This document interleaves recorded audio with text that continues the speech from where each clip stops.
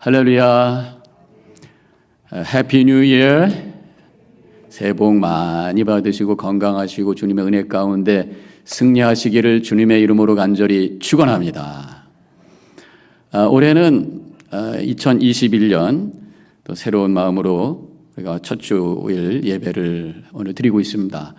그래서 첫째 주일은 제가 항상 올해의 우리 교회의 목회 방향에 대해서 말씀을 나누는 그러한 시간이 되겠습니다.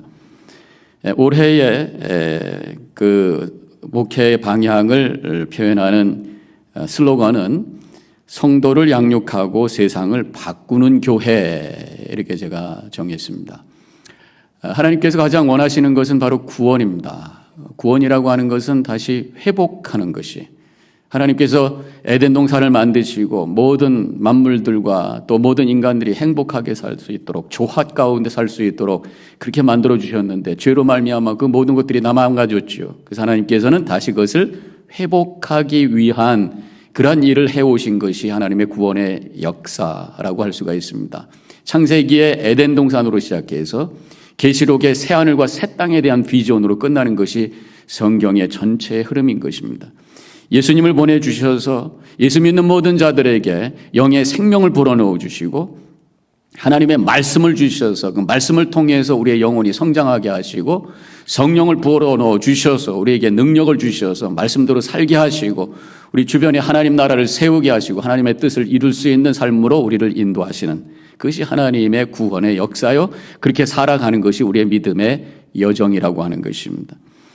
그렇기 때문에 우리의 믿음은 두 가지 방향으로 가야 되는 것이, 하나는 예수 잘 믿고 그 믿음이 성장해야 돼. 상당히 개인적인 것이죠. 믿음 잘 성장하셔야 돼. 또 한 가지는 이제 우리 바깥을 향해서 뭔가 하나님의 뜻을 이루기 위해서 우리가 움직여야 된다고 하는 것입니다. 하나님의 나라를 이루고 그것을 위해서 복음을 전하고 하나님의 사랑을 흘려보내는 그러한 일을 향해서 움직이는, 이것이 우리 가운데 필요한 두 가지 방향이라고 하는 것입니다. 이것을 단어, 두 개의 단어로 만든다면 하나는 양육, 믿음 안에서 성장하는 것이, 또 하나는 선교, 세상을 향한 하나님의 뜻을 이루기 위해서 움직이는 것이라고 말씀을 드릴 수가 있습니다. 그래서 이것을 두 단어를 가지고 두 단어를 풀어서 제가 오늘 아까 말씀드린 대로 올해의 방향은 성도를 양육하고 세상을 바꾸는 교회, 이렇게 정했습니다. 세상을 바꾼다고 하는 것이 바로 선교죠. 우리 연합감리교회의 공식적인 교회 목적은 Making disciples to transform the world, 이렇게 되어 있어요.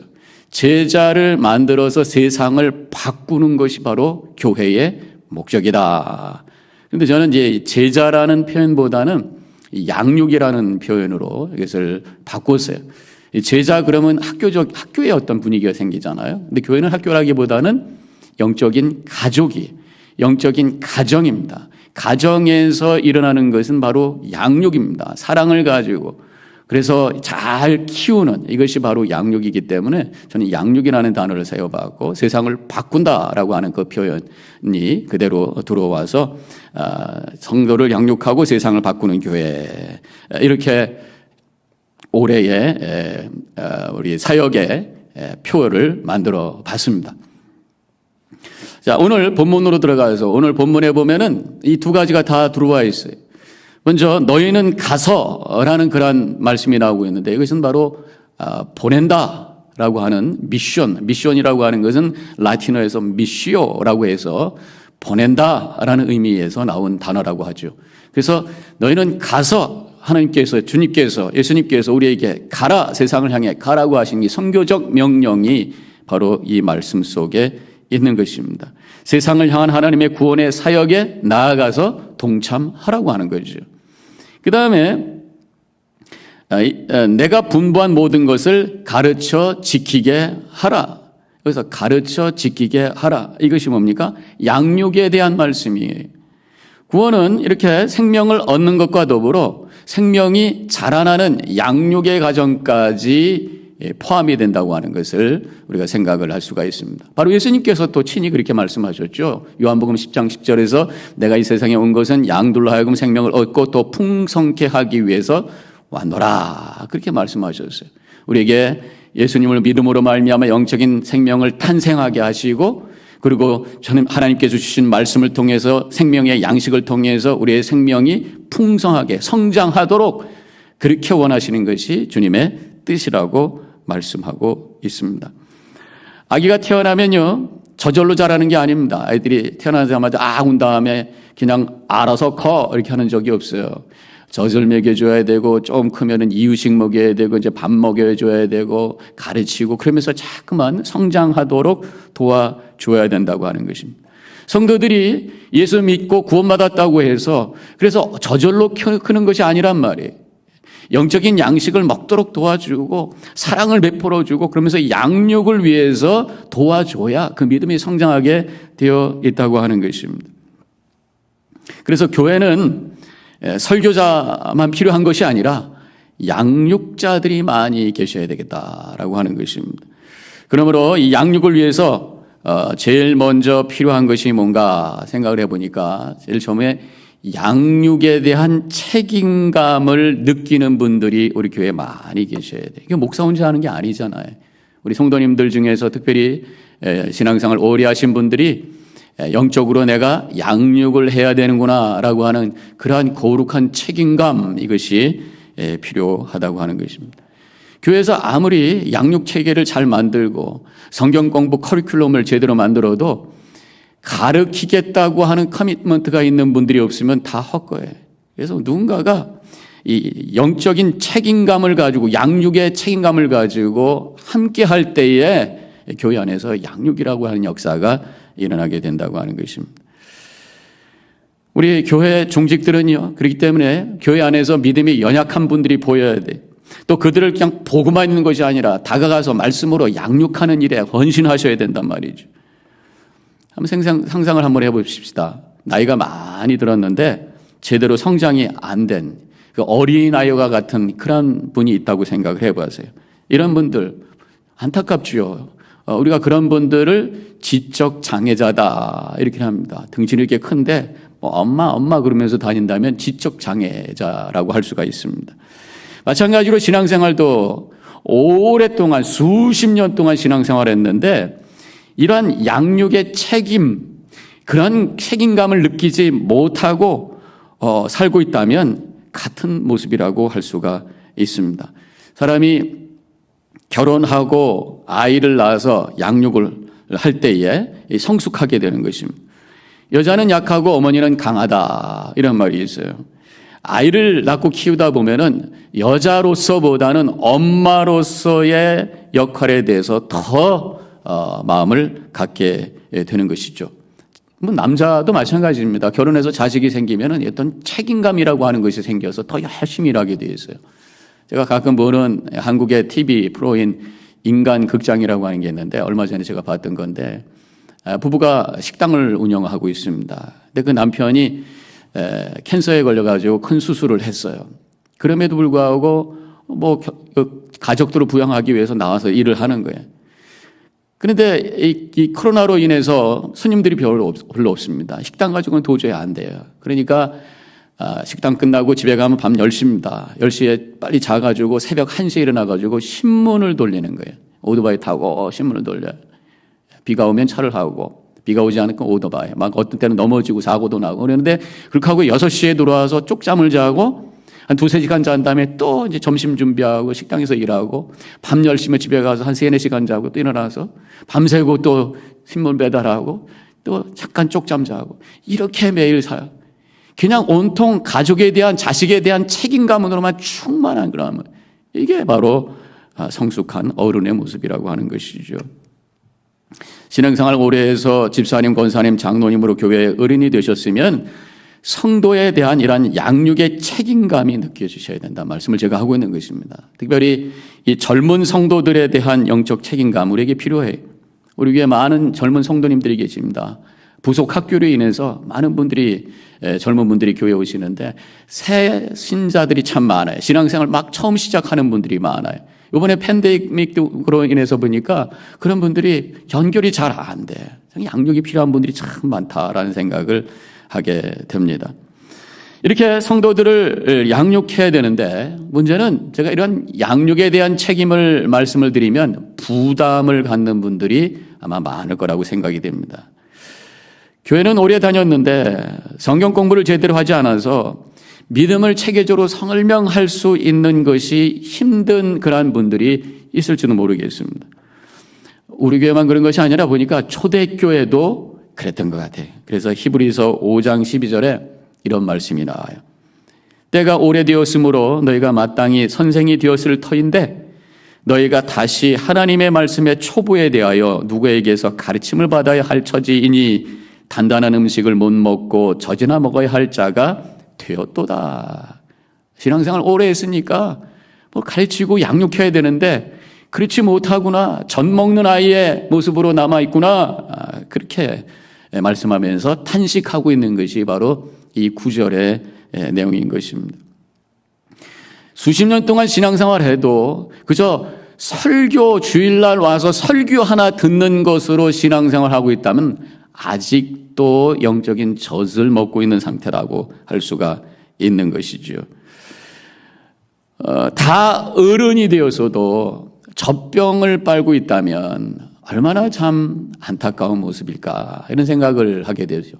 그래서 제가 하여튼 구글에서 한번 찾아봤어요. 젖병 어른 이렇게 찾아봤더니 사진이 이런 게 하나 나오더라고요. 어른이 다 됐는데 이렇게 공갈젖국시 빨면서 어린아이의 모습을 하고 있는 이것이 남의 모습이 아니라 혹시 영적으로 나의 모습은 아닌가 한번 생각해 보시는 시간이 되셔야 됩니다. 그래서요 저는 이렇게 말씀드리기 원합니다. 양육에 대해서 부담이 되어도 감당하실 수 있기를 바랍니다. 오히려 양육을 통해서 내가 성장할 수 있는 기회가 될 수 있다고 하는 것입니다. 온전해서 가르치는 것이 아니라 가르치면서 내가 배울 수 있는 그러한 기회가 될 수 있다고 하는 것이죠. 아까도 말씀드렸습니다마는 사람은 결혼해서 아이들을 양육하면서 더 성장하게 되어 있어요. 뭐 키가 자라고 몸이 자라는 건 아닙니다만은 마음이 자라게 되어 있죠. 아이들을 키우면서 더 인내하게 되고 아이들을 키우면서 아이들의 눈높이로 내려가다 보니까 겸손하게 되고 아이들을 키우다가 부모님께서 주신 그 사랑과 은혜가 다시 깨달아지면서 주님의 그 부모님의 사랑에 대해서 감격하는 그런 마음을 갖게 되면서 성숙해지는 것이에요. 가르치고 양육하는 것이 내가 성장하고 배우는 기회다 그런 말씀이에요. 그래서 영어로 이렇게 얘기하잖아요. Teaching is the best way of learning. 그래요. 가르치는 것이 배우는 최고의 방법이다 그런 얘기죠. 가르치기 위해서는 더 성경 열심히 읽습니다. 아무리 알아도 말로 표현하는 것도 쉬운 게 아니에요. 말로 표현하다 보면은 그것이 도전받게 되고 더 내 머리에 정리가 되게 되고 그것이 내 것이 되면서 더 성장하는 그런 경험을 하게 된다고 하는 것입니다. 그래서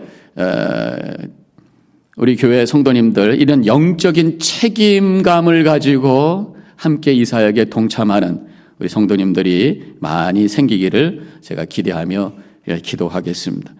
또 한 가지는요, 이렇게 영적인 책임감을 갖고 있는 분들만 계셔갖고는 양육이 되지 않아요. 또 한 가지는 영의 양식에 대해서 배고파하는 사람들이 또 많이 있어요. 영의 양식을 먹고 내가 영적으로 성장하기를 원한다라고 하는 영적인 성장에 대한 갈망이 있을 때에 거기서 양육의 역사가 일어나는 것입니다. 믿음이 성장하려면 영적으로 배고파야 돼요. 영적으로 배고픔을 갖기 위해서는 내가 영적인 어린 아이라고 하는 것을 인정해야 돼요. 어린 아이로 인정했으면 영적인 성장에 대한 간절함이 있고 그때 영적인 양식을 찾게 되고 그러면서 믿음이 성장하게 되어 있다고 하는 것입니다. 영적인 아이가 말씀을 배우고 양육을 받지 않게 되면 그럼 어떻게 되겠어요? 영적인 약골이 돼가지고 영적인 도전에 쉽게 시험받고 또 쉽게 넘어지고 쓰러질 수 있다고 하는 것입니다. 그래서 어린아이가 태어나자마자 계속해서 먹어야 되는 거잖아요. 태어났는데 울지도 않고 밥 달라지도 않고 젖 달라지도 않으면은 그건 큰 문제입니다. 병원에 다시 가야 되는 것이. 아이들이 커가면서 어떤 아이들은 놀고 텔레비전 보는데 바빠가지고 밥을 안 먹어요. 그런 부모가 그냥 먹지 마라 그러고 놔둡니까? 절대로 그렇지 않잖아요. 뭐 밖까지 가서 숟갈로 입 열어 그러고 막 갖다 집어넣고 뭐 알랄라 하면서 얼굴 웃을 때 쑥 집어넣고 뭐 이러면서 어떻게 살아도 아이를 먹이려고 하는 것이 부모의 심정이잖아요. 마찬가지입니다. 안 먹으면 아이가 영양실조 걸리는 것처럼 영적인 아이임에도 불구하고 생명의 양식을 섭취하지 않으면 영적인 영양실조에 걸려서 넘어지고 쓰러질 수가 있다고 하는 것입니다. 아프리카 기근으로 말미암아 많은 어린아이들이 영양실조로 죽어가고 있어요. 사진을 보면 너무 끔찍해요. 그래서 어떤 사진을 찾아볼까 하다가 제가 찾은 사진이 바로 이겁니다. 제가 언젠가 한번 보여드렸던 것 같기도 하고요. 플리처 상을 받았던 아주 유명한 사진인데 바로 저는 굶주림으로 죽어가는 어린아이를 잡아먹으려고 기다리고 있는 이 독수리의 모습, 혹시 이것이 나의 모습은 아닌가? 영적으로 지금 기근이 되어서 영양실조가 되어서 시들시들 죽어가고 있는데 뒤에서 사탄 마귀가 잡아먹으려고 기다리고 있는 그런 모습은 아닐까 한번 생각해 보자는 그런 말씀이. 올해는 제가 청장년 젊은 세대들과 교회 리더들과 매칭을 하려고 합니다. 물론 지금은 대면이 어려운 상황이지만 줌을 통해서라도 얼마든지 할 수 있어요. 나중에 백신은 맞고 나서 또 대면을 통해서도 할 수가 있습니다. 양육위원회에서 매칭해 주시면은 감사합니다 하고 가르치는 분들 또 배우려고 하는 분들이 잘 연결되어서 영적인 양식을 섭취하면서 잘 성장하는 그러한 한 해가 되기를 제가 기대하고 또 기도하고 있어요. 자, 그러면 왜 이렇게 양육을 받아야 되는가? 믿음이 성장해야 되는가? 성경에서 뭐라고 말씀하시는지 한번 찾아보면요. 에베소서 4장 14절에서 이렇게 말씀하고 있어요. 이는 우리가 이제부터 어린아이가 되지 아니하여 사람의 괴술과 간사한 유혹에 빠져 모든 교훈의 풍조에 밀려 요동치 않게 하려 함이라. 그렇게 말씀하고 있습니다. 이 세상은 나를 향해 도전하는 악한 마귀가 여러 가지 방법으로 우리를 향해서 도전하고 있고 우리를 넘어뜨리려고 하고 있다고 하는 것입니다. 아까 보여드린 그 사진 있는 것처럼 독수리같이 우리를 삼키려고 우리를 노리고 있는 이 악한 영의 도전에 대해서 이겨내면서 흔들리지 않는 삶을 살아가기 위해서 우리가 양육이 필요하다고 하는 것을 성경에서 말씀하고 있는 것입니다. 그래서 저는 우리 교회 성도님들이 양육을 하시든지 양육을 받으시든지 즉 가르치시든지 배우시든지 뭔가 양육을 위해서 함께 씨름하는 그 자리에 다 동참하시기를 저는 주님의 이름으로 여러분들에게 부탁을 드립니다. 그래서 함께 성장해서 말씀을 통해서 함께 성장해서 사탄 마귀의 공격에 도전에 흔들림이 없이 튼튼하게 세워가는 우리 뉴저지 연합재단을 함께 세워가는 우리 성도님들이 되시기를 주님의 이름으로 간절히 축원합니다.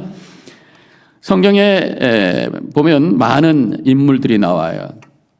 신앙의 성장의 목표를 우리에게 보여주신 것이라고 저는 그렇게 믿습니다. 그래서 저는 이제 사순절 기간 동안에 집중 속회를 올해도 준비를 하고 있는데 올해는 인물 중에서 이 다윗, 제가 가장 성경을 읽으면서 은혜 받는 사람 중에 하나가 이 다윗인데 다윗에 대한 말씀이 사무엘서와 역대기상에 나와 있는데 이 사무엘상 16장부터 사무엘하 24장까지를 40일 동안 한 장씩 쭉 읽어가면서 거기서 은혜 받은 거 나누고 질문 몇 가지를 가지고 풀고 그러면서 일주일에 한 번씩 속회에서 함께 은혜 받은 것을 나누면서 이 다윗을 바라보면서 우리 믿음이 성장하는 그러한 함께 양육하고 양육받는 그러한 시간을 가지려고 계획을 하고 있습니다. 그러면서 동시에 사순절 기간 동안 제가 설교를 성경 안에서 몇 사람의 인물을 찾아서 다윗 물론 들어가고요. 또 아브라함, 또 모세, 요셉, 또 사도 바울 이런 분들을 한 번씩 찾아가면서 우리 함께 은혜 받으면서 도전받고 믿음이 함께 성장하는 그런 시간을 가지려고 합니다.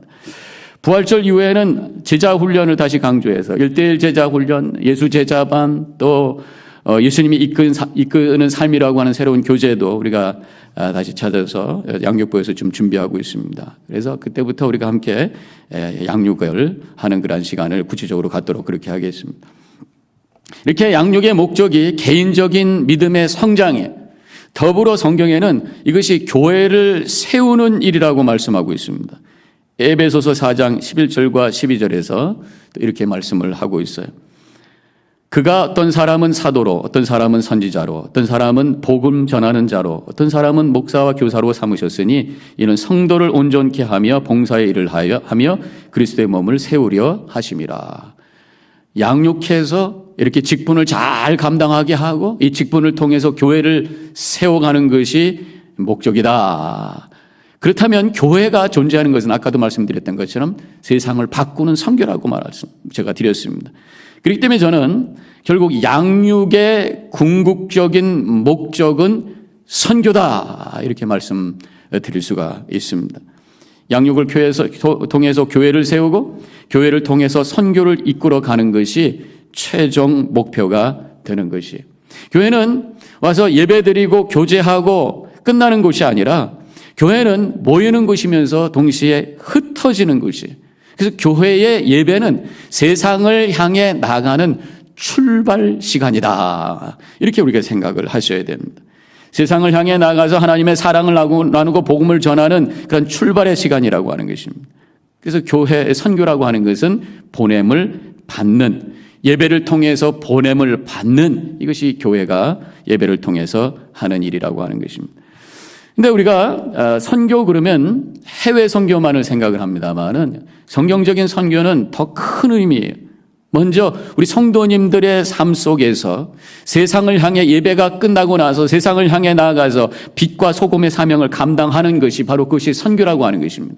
가정에서 가정선교, 직장에서 직장선교. 어떻게 해요? 사랑을 통해서 복음을 전함으로, 전도함으로 가정에서 직장에서 선교의 역사를 이루어가는 것이 우리가 해야 될 일이. 더 나아가서 이 지역을 위해서 우리가 움직이는 것입니다. 제가 언젠가 담임 목사 코너에도 썼었는데요.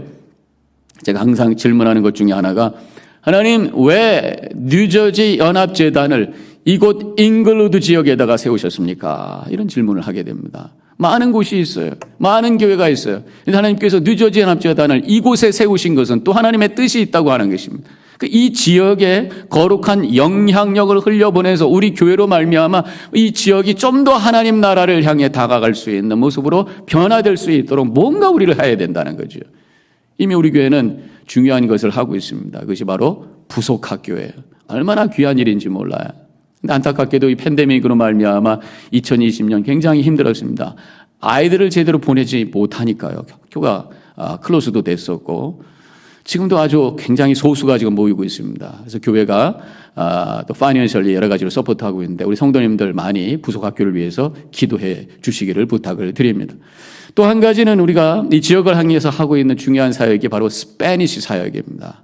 스페니시 회중을 세워서 그분들을 통해서 이 지역에 영어도 가르쳐주고 여러 가지 일도 하고 있습니다. 아직은 스페니시 회중이 굉장히 작아요. 그렇지만 열심히 신앙생활, 얼마나 기도들 열심히 하는지 몰라요. 지금도 주일날 오후 2시에 교회에 모여서 예배를 드리고 있습니다. 또 뭐 페이스북을 통해서 여러 가지 방법으로 영상으로도 예배를 서로 드리고 있어요. 이 스페니시 사역을 위해서 여러분들 계속해서 성장할 수 있도록 기도에 부탁을 해주시고 작년부터는 새로운 이 지역을 향한 사역이 시작이 되었습니다. 그것이 바로 사랑의 음식 나누기 사역이 갈릴리 교회라고 이 잉글우드에 있는 교회에서 그 사역을 하려고 하는데 본교회 혼자서 하려니까 너무 힘든 거예요. 이 지역에 배고픈 사람이 많다고 하는 것을 아셨대요. 왜냐하면 해켄색에 있는 그 쉘터가 있고 거기에 그 숲키친이 있는데 거기에 막 오버플로가 되는 거예요. 너무 많아지는 거예요. 그래서 본인 교회에서 하자 해서 시작을 하려고 하다 보니까 여러 가지가 어려움이 있어서 코너스톤과 저희 교회에 도움을 부탁을 해가지고 세 교회가 함께 합니다. 그래서 매주 목요일 날, 물론 세 교회가 돌아가면서 하니까 우리 교회는 3주마다 한 번씩 120명의 식사를 준비해서 그러면 차를 이렇게 가지고 와서 가져가는 분들, 어떤 분들은 와서 가져가는 분들 해서 지금 나누고 있는데 얼마나 귀한 사역인지 모릅니다. 자꾸만 너무 많이 와가지고 우리가 더 이상 할 수가 없어서 125명으로 리밋을 이렇게 정해버리고 말았습니다만은 그래서 현재는 지금 여선교회, 남선교회 또 선교위원회 이렇게 세 그룹이 이렇게 돌아가고 있어요. 가을이 돼서 이제 모든 것이 정상화됐을 때는 이제 구역별로 할까 그런 생각도 하고 있습니다. 이 지역에 거룩한 영향력을 끼치는 일을 위해서 여러분들 많이 동참해 주시고 함께 참여해 주시고 또 헌금해 주셔서 귀한 일이 아름다운 열매가 맺을 수 있도록 함께 해 주시면 감사하겠습니다. 자, 이렇게 선교는 지역인 또 넘어서 결국 문화와 언어를 넘어 세계로 나가는 그것이 바로 선교죠. 저희 교회가 7교회 7군데의 선교지를 후원을 하고 있습니다. 올 가을에는 그분들을 모셔서 하기는 좀 어렵겠고, 원래 우리 교회 5개년 장기 계획이 있었는데 올해는 선교사님들을 모시고 선교 대회를 하려고 하는 그런 계획이 있었어요. 우리가 모셔서 하는 상황은 좀 어려울 것 같고, 그래서 줌으로 할 수 있으니까 9월 달 첫째 주 정도에 줌으로 그 선교사님들을 다 초대해서 새벽 부흥 성회를 열고 그 선교지를 위해서 기도하고 함께 헌금하고 하면서 선교 어떤 대회를 할 그런 계획을 갖고 있습니다. 제가 갖고 있는 선교에 대한 비전은 성경의 에스겔서 47장에 나오는 에스겔의 환상을 통해서 비전을 갖고 있습니다. 제가 그림을 하나 찾았는데 그림이 안 나오니 보면은 에스겔서 47장에 성전에서 생수가 흘러나오고 큰 강을 이루고 물고기들이 살고 있고 강 주변에는 나무들이 열매를 맺고 있어요. 에덴 동산의 모습이죠. 바로 우리 교회를 통해서 하나님께서 생수를 흘려보내서 이 지역과 세상에 아름다운 하나님의 나라를 세우시려고 하는 것, 이것이 바로 선교라고 하는 비전을 가지고 그 사역을 하기를 원하는 것입니다. 우리 모든 성도님들이 그것을 위해서 기도하시고 이것을 위해서 움직이는 한 해가 되시기를 바랍니다. 올해는 2가지 방향으로 교회가 움직여요. 양육과 선교입니다. 양육을 통해서 교회를 세우고 그 교회를 통해서 이 지역과 세상에 복음을 증거하는, 그래서 하나님의 사랑을 나누는 한 해가 되어야 될 줄로 믿습니다. 이것을 위해서 함께 기도하고 참여해서 하나님의 큰 은혜를 우리가 함께 경험하고 하나님께는 큰 영광 돌리는 우리 뉴저지 연합재단의 모든 성도님들이 되어주시기를 주님의 이름으로 간절히 축원합니다. 기도하겠습니다. 오늘 말씀을 기억하면서 잠깐 묵상 기도하겠습니다. 양육, 선교 이 2 단어를 가슴에 품고 이것을 위해서 내가 올해 어떻게 할 수 있을까 깊이 생각하면서 묵상하시고 또 하나님 이렇게 되게 하여 주옵소서 기도하시기 바랍니다.